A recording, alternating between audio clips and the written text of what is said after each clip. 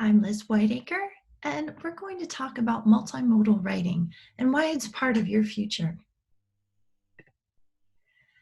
This week in the class, our objectives are to prepare to write a longer research essay. So we'll need to start with a thesis statement for a more complex document.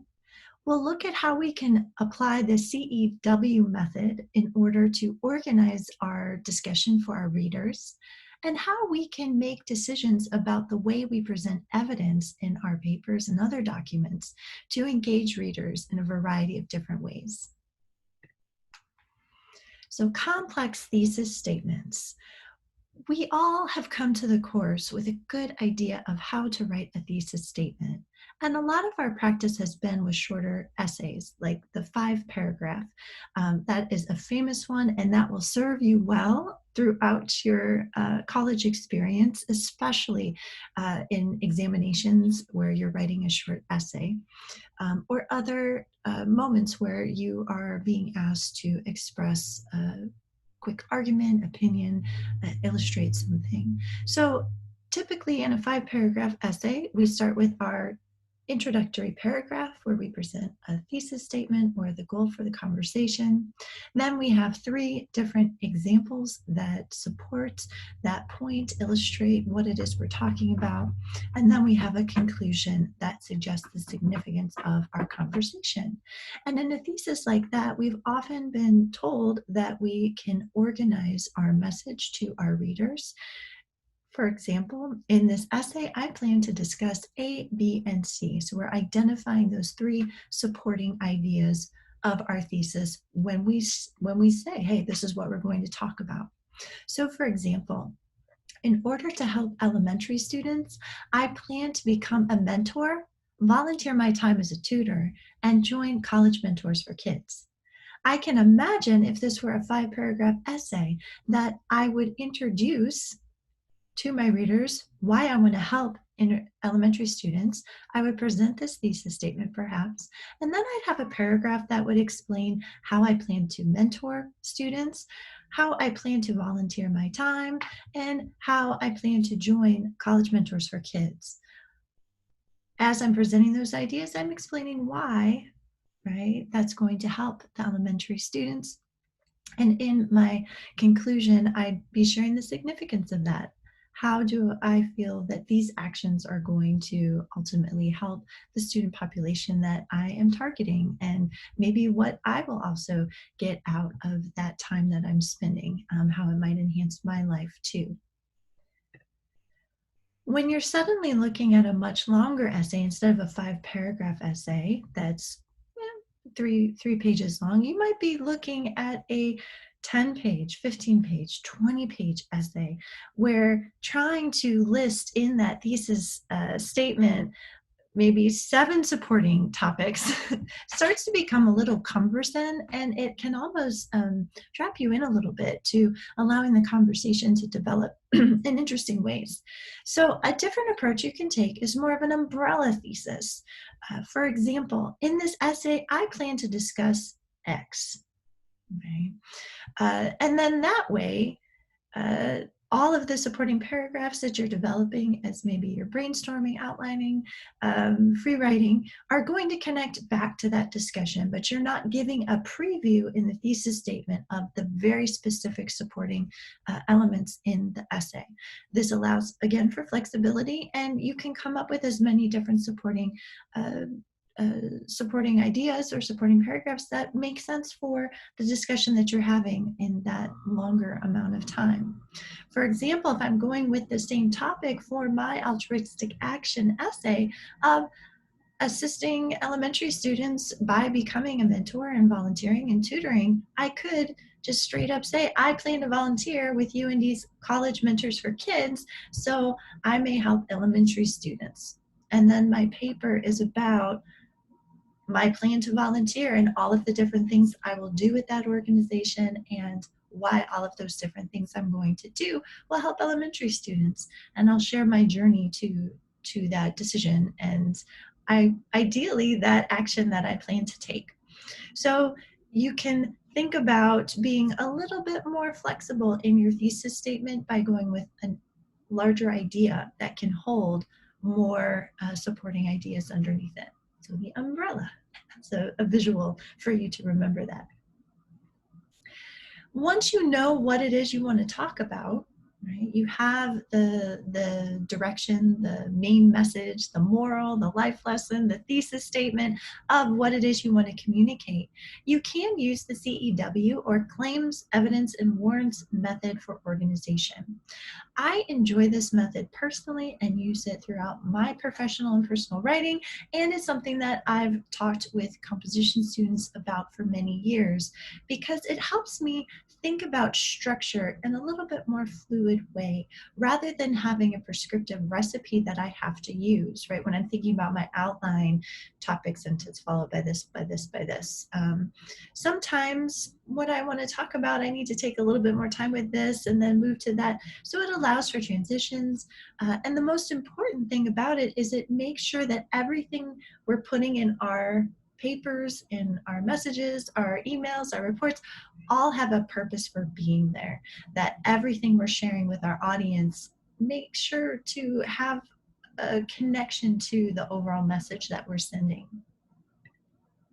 So claims are your ideas, right? What you're thinking, what you're feeling, what you agree with. If you're summarizing something you want to talk about, like a topic sentence, that would be a claim. So I could start with the claim, I think I should look for an internship this summer. I'm telling you what I think. I could revise this to third person and make it a little bit more distance from myself to say students should look for internships during the summer, right? So this is a very flexible method in terms of just identifying what the author is saying to its audience, and a lot of different things that you could apply this to.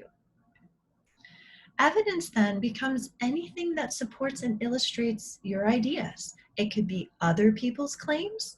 For example, here I found an article where it said interns are more likely to be hired as full-time employees. That is the opinion of the writer of the newspaper article, which was based on other people's, right? Research, trend, survey, right? So I'm kind of taking the main idea of a writer that is backed up by different pieces of evidence.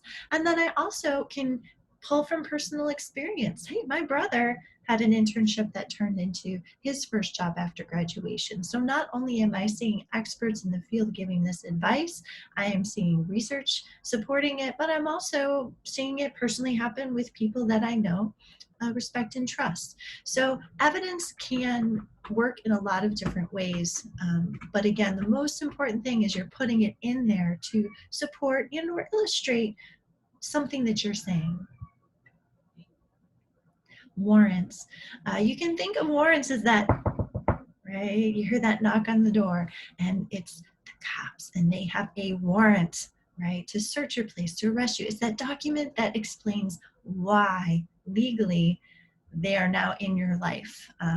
And so that's something that helps me remember the warrant, but the W can also link us from warrant to why. So a warrant is just an explanation. Why does your evidence support your claim? So why does your brother getting an internship turn into a job support your thought that maybe you should also get an internship?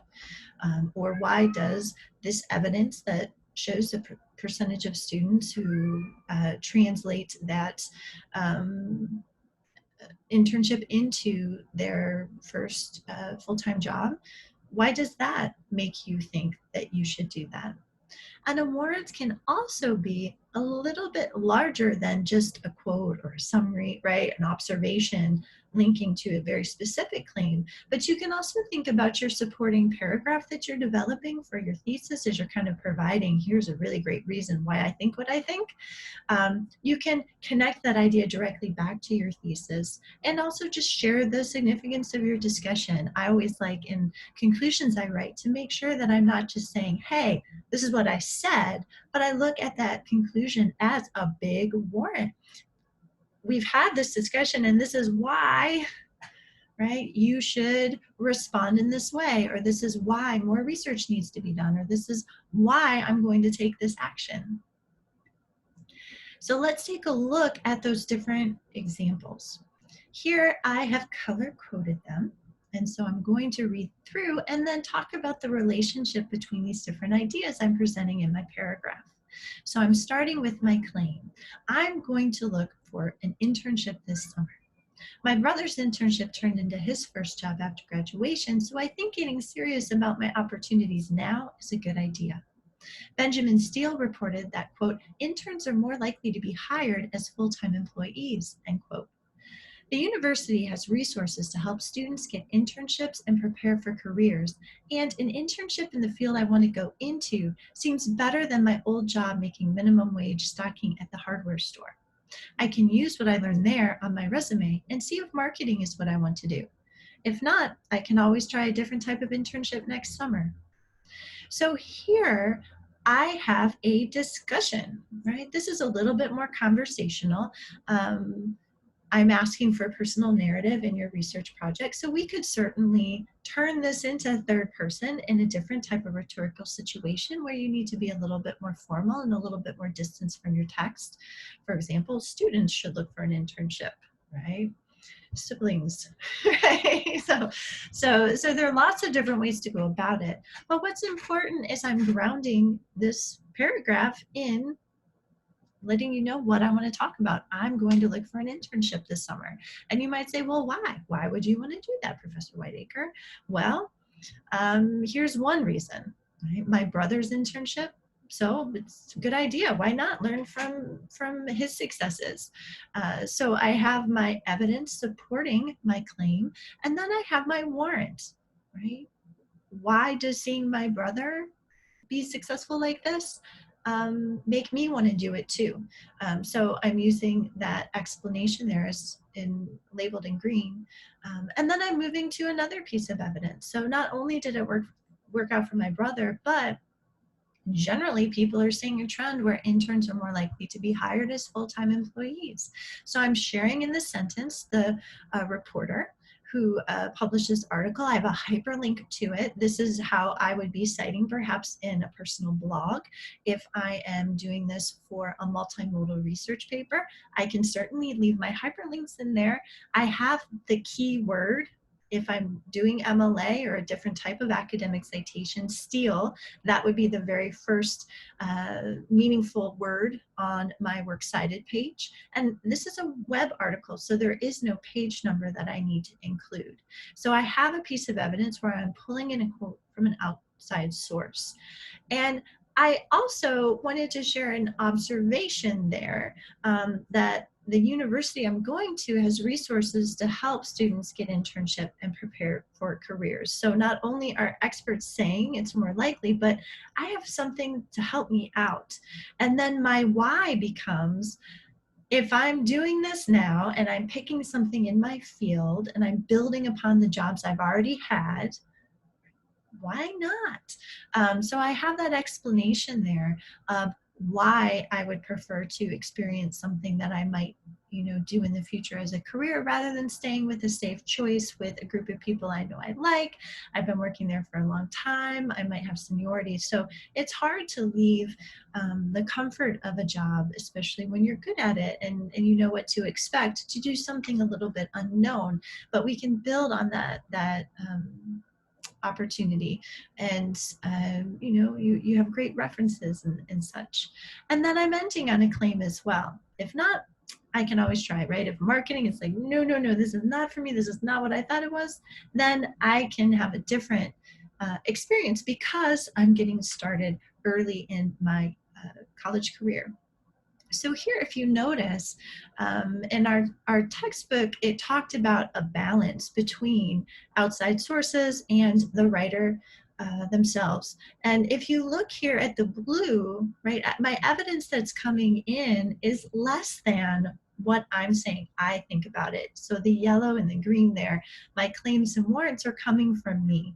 So when you're looking to kind of move from your annotated bibliography into the discussion of those resources and how they're helping you create your plan for action, do keep in mind that you think, oh, well, I only have 10 things I'm pulling information from. How could I possibly write this 2,000 word essay? You're going to find that if you're explaining right, why the information is helping you decide to act in a particular way and why you think it's beneficial to everyone involved, that little bit of evidence can turn into a pretty big discussion.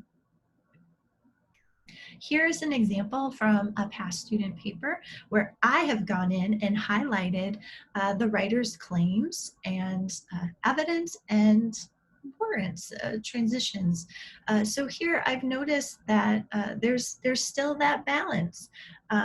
We're moving from a quote from a website to an ebook summary and quotation. And then the student is also preparing that by letting us know what are we about to talk about in that thesis statement. Something else I need to consider is finding role models that I can use for inspiration. Why, might you say? Well, these artists and organizations bring the transformative power of music to a world in need of education and healing. And so since the student is interested in going out and working with young people and inspiring their musical abilities and engagement and talents, this is a reason why this person is interested in finding role models. So we're looking to a source.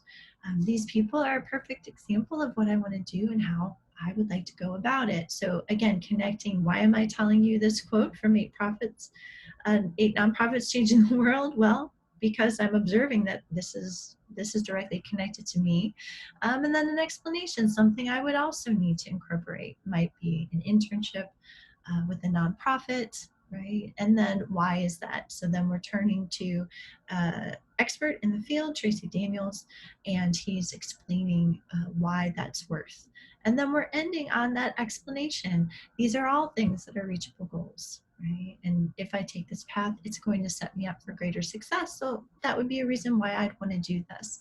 And this is an excerpt from a paragraph where the student is talking about preparing for creating a future non-for-profit. When you're thinking about where and how to put evidence into a paper or a blog post, and anytime you're engaging with sources outside of yourself, you want to think about what information informs your claim.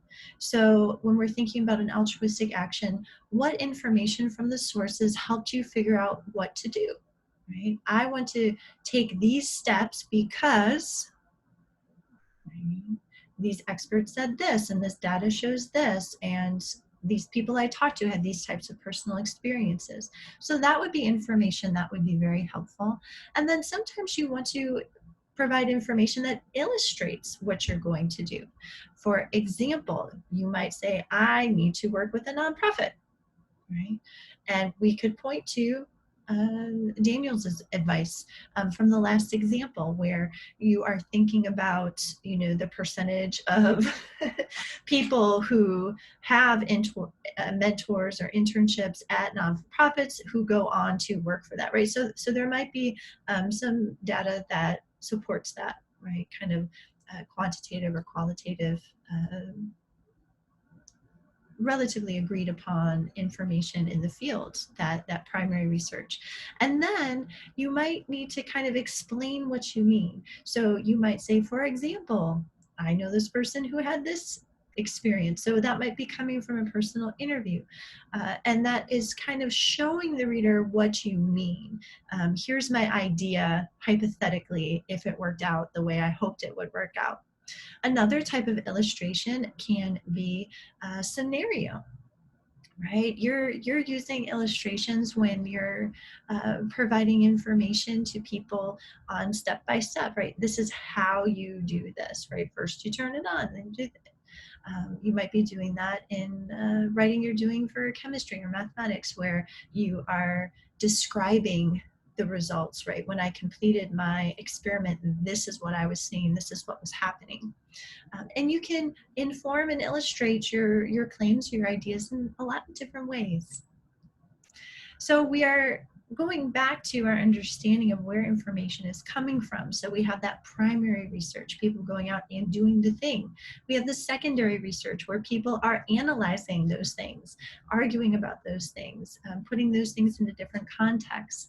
And then we also have I kind of think about it as its own section is certainly coming from primary and secondary research, but making sure that we're paying attention to testimonials, analogies, stories, examples. If you're saying, hey, do this in math, we might have an example of what that equation looks like when it's being solved in a particular way to help people understand the steps in a visual way. And then when we're thinking about how to share that information with our readers, we certainly have text. And that's probably what you've been practicing the most in your academic writing. How are we articulating our message to our audience? How are we summarizing, quoting, pulling in different experts to serve as evidence? And then how are we explaining that to our readers? But there are other ways you can do that too. Illustrations, right? If we go back way back, we can find a text from a couple hundred years ago where drawings were helping illustrate text, and that would be a multimodal. Even though it's a really old ancient text, you need gloves and a box to look at. That's an example of multimodal writing.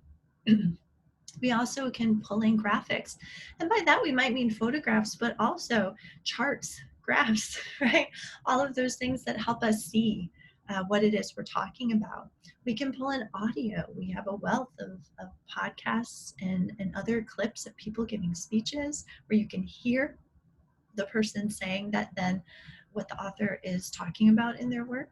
Video can be really helpful. I mean, you can even think about GIFs and memes and social media graphics where people are trying to capture an idea. A comic strip can say so much in just this one little panel.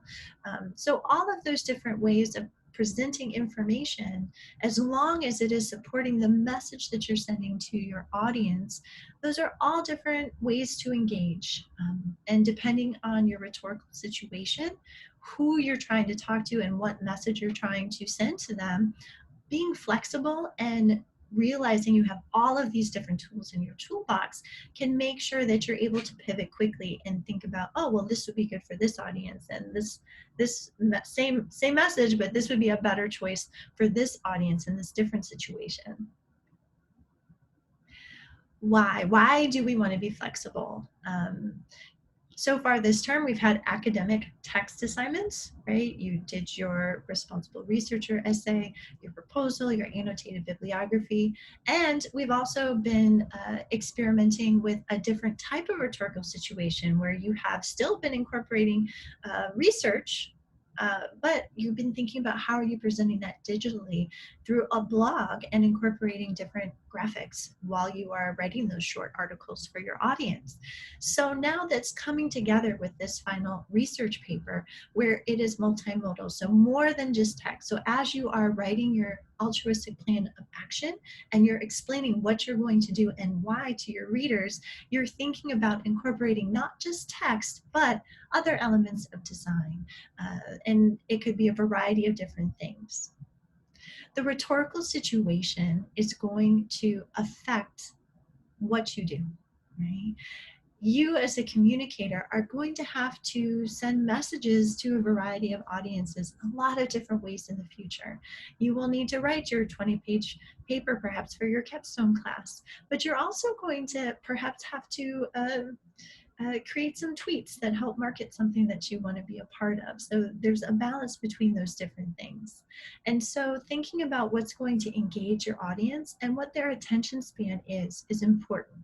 If you want to post something on social media to get people thinking about how they can support a service or charity or group that you have been researching this term, posting your 20-page paper on your Instagram probably is not going to be effective, right?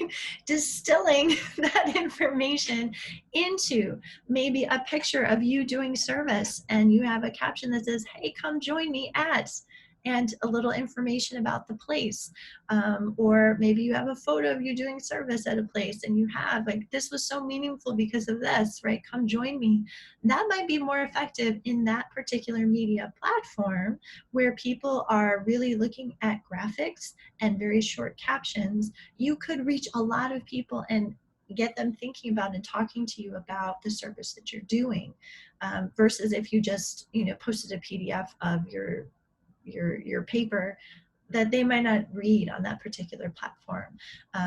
Sharing that information on your blog where people are coming to that particular place to read. They have an intention of reading and learning. That would be a lot more appropriate. So thinking about how much time people are going to spend somewhere. Social media, right? Flip, flip, flip, flip. So a really short video that makes people aware of what they can be doing to help people in the way that you've learned might be more effective on social media than it would be for obviously an academic research essay, right? Different expectations there. You are going to come across so many different platforms that you're going to be asked to engage with. Even just writing your resume, people are really thinking a lot about visual design and how it is presented and parsed up, and different accents that people are using to draw attention to different areas and their skills. For example, I've been seeing a lot of resumes, people using the little Twitter, Instagram, LinkedIn, those tiny little graphics to let people know that they can follow them through those different social medias, where 5-6 years ago, it might just have been a list of text. And then you're sharing that resume perhaps on LinkedIn through a digital way where you could hyperlink to projects that you've been a part of. And that's different than submitting something as a PDF formally or printing it off and mailing it in somewhere. So you might find that depending on how you're being asked for your resume, you present it to that audience in different ways, whichever best enhances what you're presenting to them. And then also thinking about that digital distribution into devices. Are people going to be reading this on their phone? Well, maybe shorter paragraphs would be more helpful there, breaking things up with subtitles, like you're doing with your blogs. That might be helpful. Versus, are people looking at this on a PowerPoint, right? Using less text there and allowing your voice to fill in the extra information is important. Versus, is this coming across in an email, or is this a written up report? So again, being flexible about how you're presenting your information and becoming comfortable with presenting that information in a variety of different ways, text and, right? The and part is going to be engaging for you. It's going to be fun figuring out what's the best way to communicate this to my audience. What can I use to really capture their attention and get them to engage? And it's going to be rewarding because your audience is going to find your work really engaging and want to participate even more in the future. So in this picture of looking ahead, we're moving forward and looking behind. So this moment, we're reflecting on all of the skills that you've already been developing with your blogs and with your academic projects so far, and bringing them together for this big research paper at the end. How are you presenting your altruistic action plan in an academic essay while you are being considerate of different design features that you can use to engage and enhance that experience for your readers? If you have questions this week as you are working on your project, don't hesitate to reach out and get in touch, and I cannot wait to see what you create.